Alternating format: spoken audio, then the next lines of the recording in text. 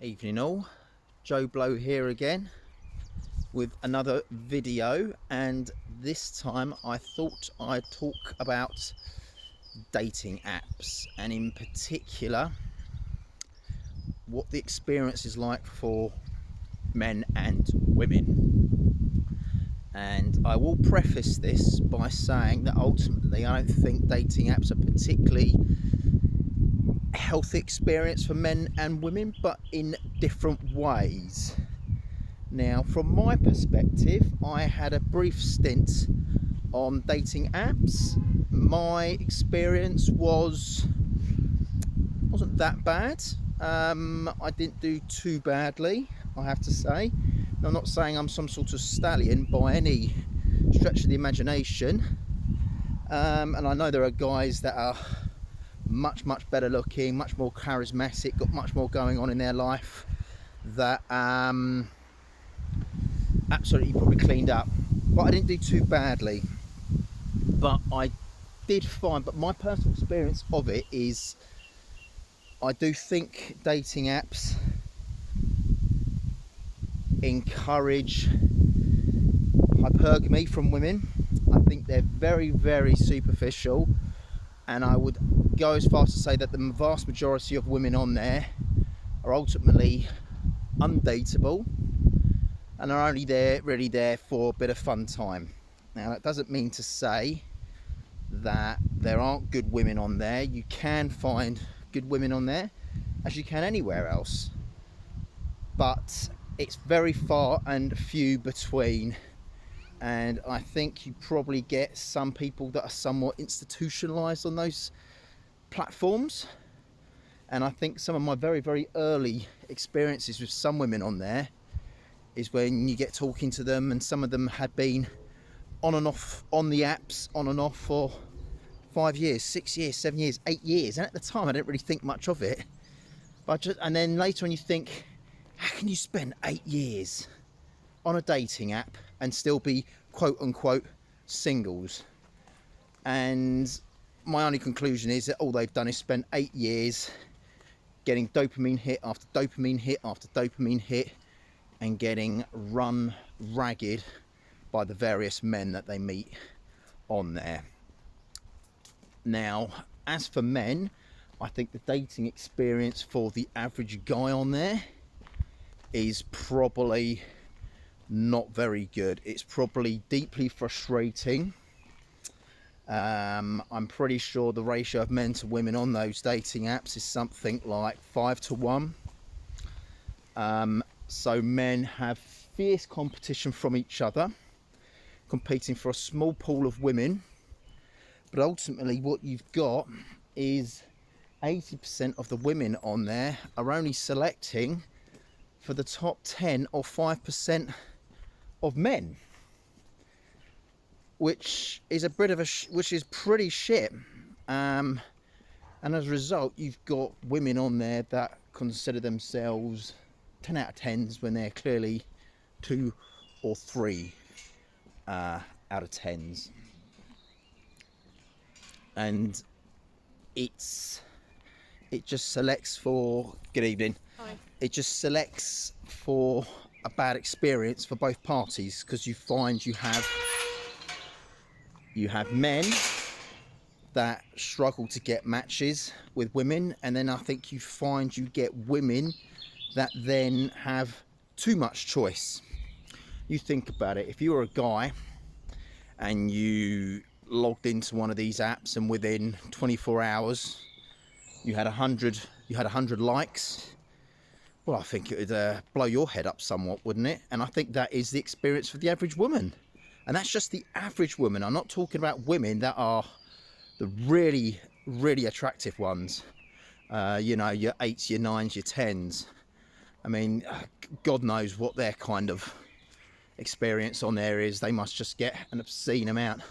But I think as a result of this, I find dating apps has just driven a further wedge between men and women. Men, we're taught now as men, don't approach women in real life. Women don't want to be approached, etc. Me Too largely drove that.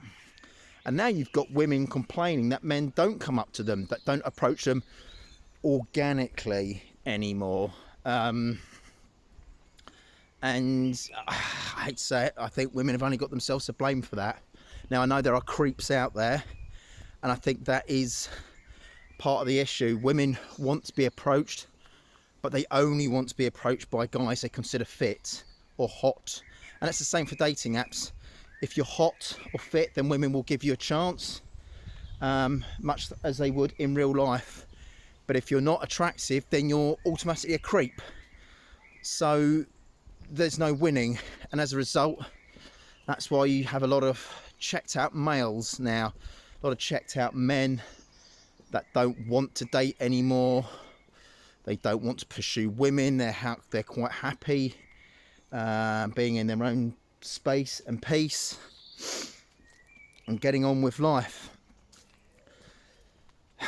But it's a bit of a sad indictment, and a lot of people might say, well, get rid of dating apps, that would be the best thing. And as I spoke about in my previous video, we are about to enter a new evolution. We are about to enter an AI revolution, and once that comes about and men can start creating their own AI girlfriends, that's it. It's over for dating apps. It's completely over. And I know a lot of people will be saying, oh, well, that's a good thing, isn't it, Joe?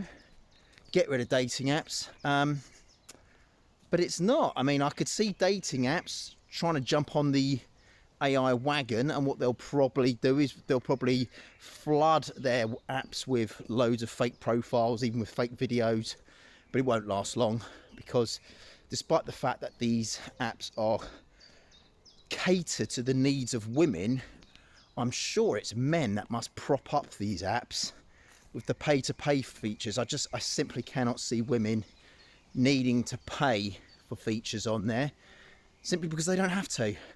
They're spoilt for choice. They've got the pick of the litter with men on there, whereas the average guy doesn't, so he will often feel the need to pay to message or pay to see who's liked him, or he has to pay to see what his other options are.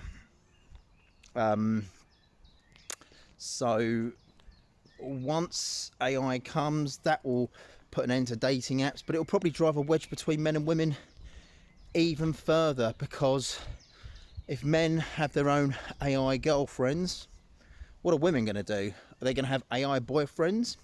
Somehow I can't see it.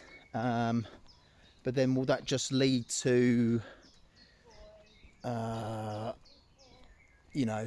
like male escorts? Will that become a big thing in the future? Who knows? Who knows? But I do think the dating experience for the average man is garbage.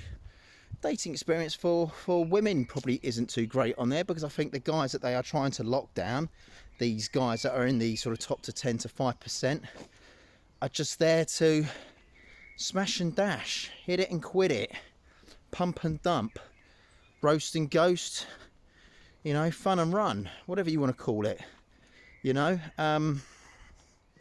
that's just the nature of the beast with these things.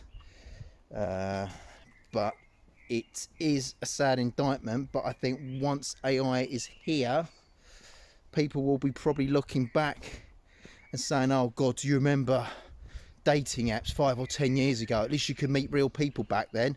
And people will be clamouring for it. And that kind of leads me on to something else, actually. I spoke about in one of my previous videos about enshittification of the internet, and that sort of means how the internet slowly gets worse and worse with time. But is that why we get nostalgic for the past? Because does life essentially, is it the enshittification of life?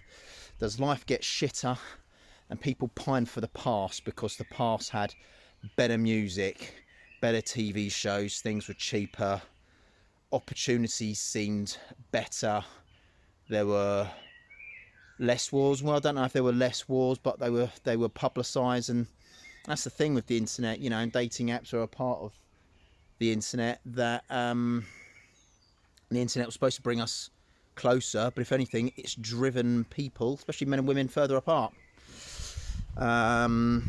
Information spreads quicker, and that's about it. But I think men and women, I think the dynamics between men and women are worse than they ever have been. I don't think dating apps have helped. Anyway, hope you're all good, and see you on the next video.